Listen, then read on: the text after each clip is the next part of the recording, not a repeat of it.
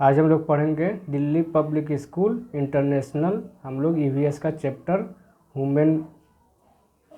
Human body a living wonder पढ़ रहे थे। आज इसका हम लोग क्वेश्चन आंसर का पार्ट 2 करेंगे, जिसमें 26 से 50 तक का क्वेश्चन का आंसर करेंगे। ये जो क्वेश्चन है ये किताब का अंदर का क्वेश्चन बनाया हुआ है। 26 नंबर क्वेश्चन क्या लिखा है? Name the organ of digestive system. Digestive system का ऑर्गन का नाम लिखना है। तो डाइजेस्टिव सिस्टम का ऑर्गन क्या क्या है? माउथ है, फूड पाइप है, स्टोमच है, स्मॉल इंटेस्टाइन है, लार्ज इंटेस्टाइन है, एनस है। ठीक है, ये सब क्या है? डाइजेस्टिव सिस्टम का ऑर्गन है। 27 नंबर क्या लिखा है? Name the organ which is a not a part of digestive system but help in digestion. तुमसे पूछा है कि ऐसा ऑर्गन का नाम बताओ जो डाइजेस्टिव सिस्टम का पार्ट नहीं है लेकिन डाइजेशन में हेल्प करता है। ठीक है, क्या है? Liver, gall bladder, pancreas is not part of digestive system but help in digestion. ये जो है लीवर, गाल ब्लैडर, पेनक्रियास, ये जो है डाइजेस्टिव सिस्टम का पार्ट नहीं है, मतलब डाइजेस्टिव सिस्टम ऑर्गन का पार्ट नहीं है, लेकिन ये डाइजेशन में हेल्प करता है। 28 नंबर क्या लिखा है? Right the process of digestion of food. मैंने डाइजेशन का इसमें तुमको प्रोसेस लिखना है कि डाइजेशन स्टार्ट कहाँ से होता है और डाइजेशन एंड कहाँ होता है। इसी का क्या लिखना है? प्रोसेस लिखा है, प्रोसेस लिखना है।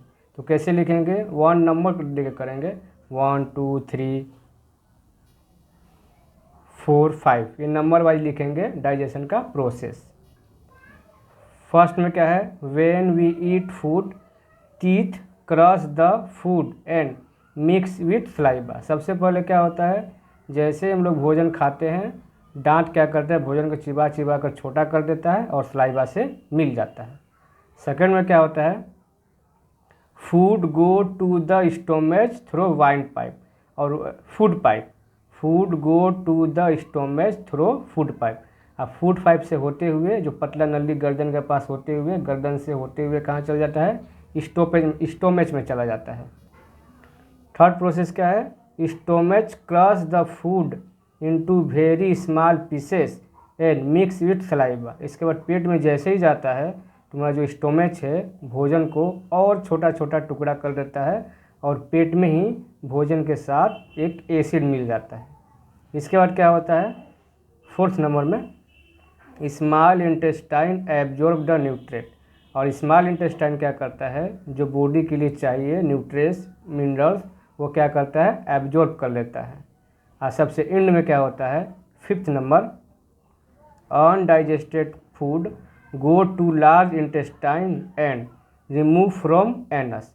और जो नहीं पचा हुआ भोजन रहता है अनडाइजेस्टन, वो लार्ज इंटेस्टाइन में जाएगा और रिमूव कहाँ से हो जाएगा? एनस से बाहर निकल जाएगा। ठीक है। 29 क्वेश्चन क्या है? फ्रॉम सलाइवा कम फ्रॉम, मैंने सलाइवा कहाँ से आता है? सलाइवा कहाँ से आता है? Saliva come from tongue. Saliva कहाँ से निकलता है? जीभ से निकलता है। हम लोग के मुंह में लार कहाँ से निकलता है? जीभ से निकलता है। ठीक है। 30 नंबर क्वेश्चन क्या लिखा है? विच डाइजेस्टिव ऑर्गन एब्जॉर्ब न्यूट्रिएंट। मैंने डाइजेस्टिव सिस्टम का कौन सा ऑर्गन है, डाइजेस्टिव ऑर्गन, जो भोजन को, न्यूट्रिएंट को तुम्हारा एब्जॉर्ब करता है? तो क्या होगा answer? Small intestine absorb nutrient from food. जो फूड का जो न्यूट्रिएंट है वो स्मॉल इंटेस्टाइन एब्जॉर्ब करता है। 31 नंबर क्या है? ऑफ वेयर अनडाइजेस्टिव फूड गो। जो नहीं पचा हुआ भोजन है अनडाइजेस्टेड, वो कहाँ जाता है? Undigestive food go into large intestine and remove from anus.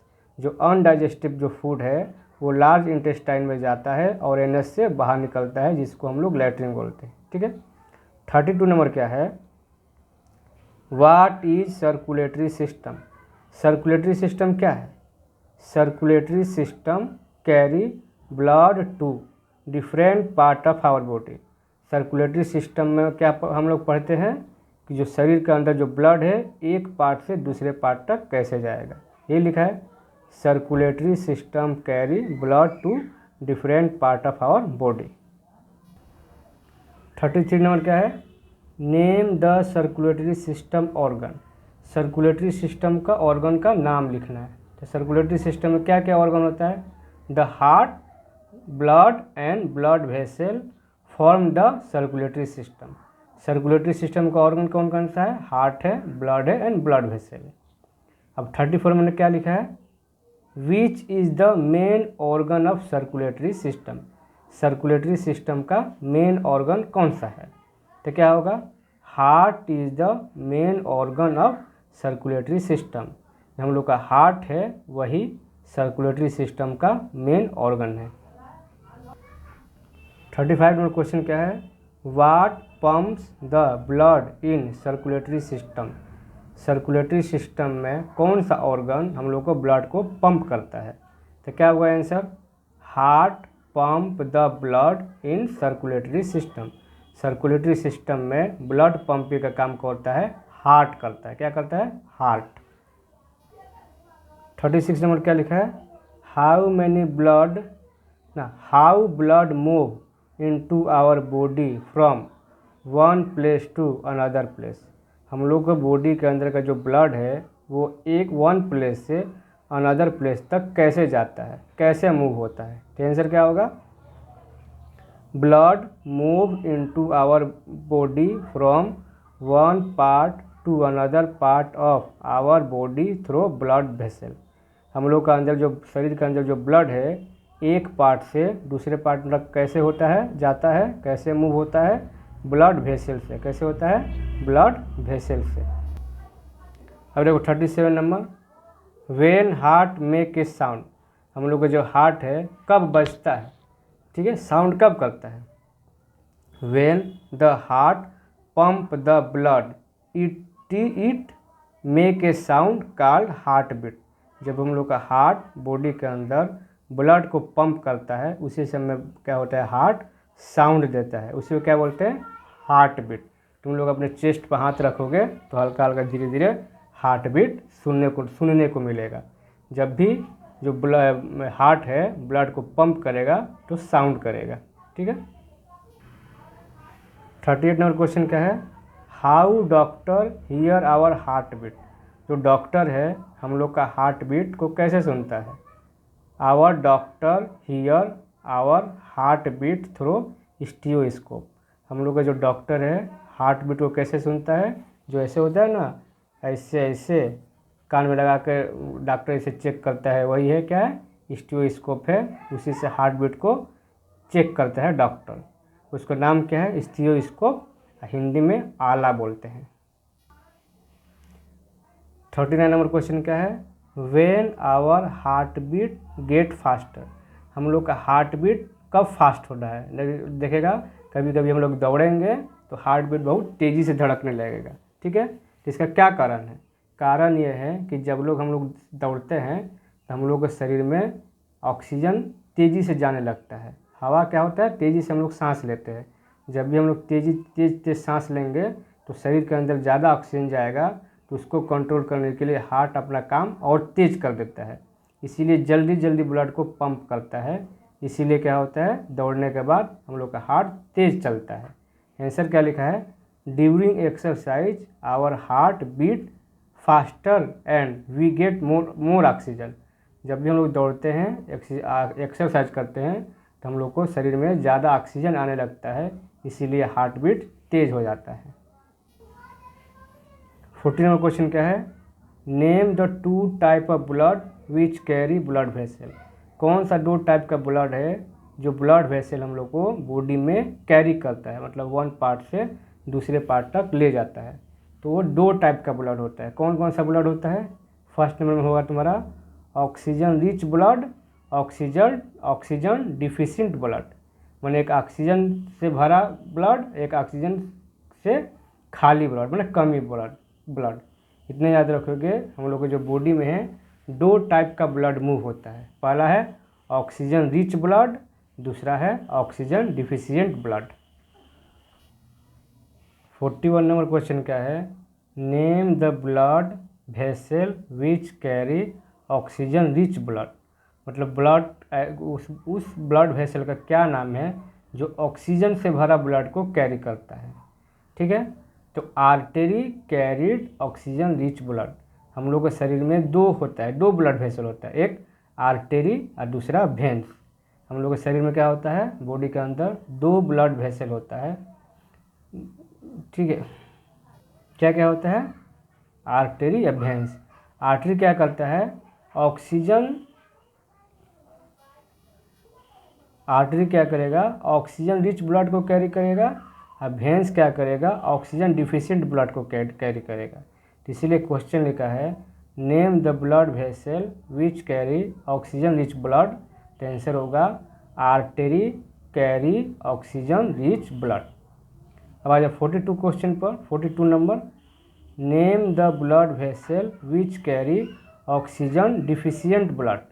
मतलब जो ऑक्सीजन डिफिशिएंट ब्लड है जो कैरी करता है उस ब्लड वेसल का क्या नाम है। तो आंसर क्या होगा, veins carried oxygen deficient blood.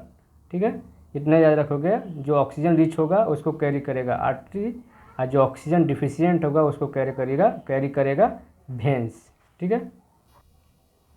43 number क्या लिखा है, name the animal which do not have स्टोमेच।